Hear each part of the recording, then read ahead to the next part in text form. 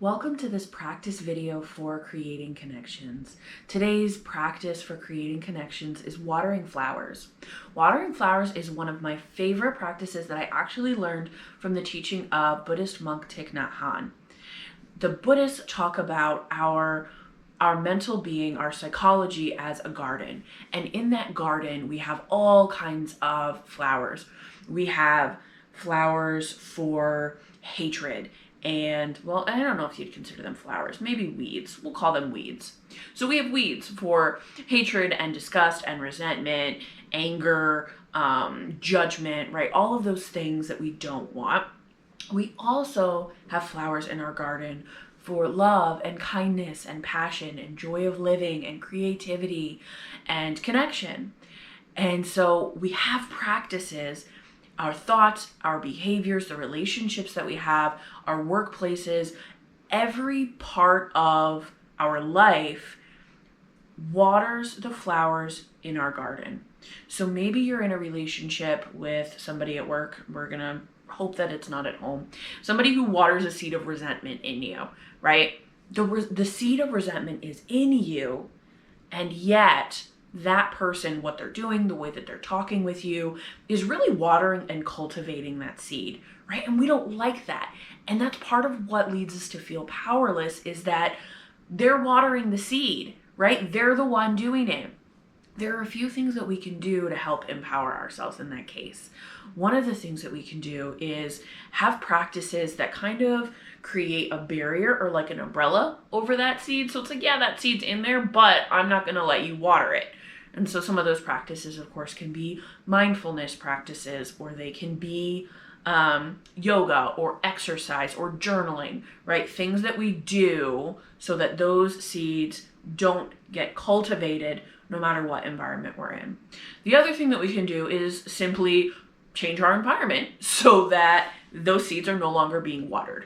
So if we're in a toxic relationship or, an unhealthy workplace, those are things that we can change potentially so that that seed no longer gets cultivated.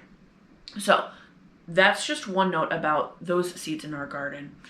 But we all have flowers, right? We all have wonderful characteristics, personality traits, skills that also need to be cultivated, right? Our creativity, our connections, our joy, right? Happiness, peace, comfort. These are all flowers in our garden, and we can water our own through those practices that I mentioned, with mindfulness, with journaling, with maybe going to therapy, with religion.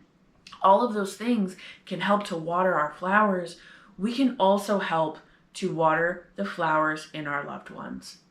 And we do this through genuine compliments, through things that show our loved one that, hey, I see this wonderful trait in you, and I want you to know that I see it, and I want you to see it, and I want you to continue to grow it. This can look like compliments. Hey, I see that I'm thinking actually of one of my sisters right now. She has a wonderful servant heart. She just sees a need and she automatically jumps in and is super helpful. And it's just a gift that she has. She just sees it and she does it. And I think that's wonderful. And I like to water that seed in her because it's beautiful. And I want her to feel appreciated. And I want her to know that people see that. I personally believe that people want three things. We want to be seen, we want to be understood, and we want to be appreciated. And this practice of watering flowers does that for people. And if you don't think it means anything, try it and then go back, maybe right after, maybe a few days later, and have a conversation with that person about how it helped them to feel. Another really cool way that you can water flowers is if you see a skill or an interest that somebody has, you can provide a gift for them in the form of, helping them to foster that skill or endeavor in whatever way. So for example, my mom really likes to do paint nights, and me and my sisters or even some people in the community would come together. We would all paint. It was a lovely time for connection. My mom is a fantastic artist. And so before she built up all of her art supplies, we would buy her paintbrushes or paints or canvases so that she could continue to do that. And she could have gotten those things for herself, but it was a way for us to show, I see you, I see what you enjoy, and I want you to keep doing it. And so gifts and words are really ways that we can foster somebody's creative endeavors or their personal traits, right? It's a way that we can water those personal flowers in our loved ones. All right. Thank you for watching this practice on watering flowers. Happy watering. Until next time, I'm wishing you peace and comfort.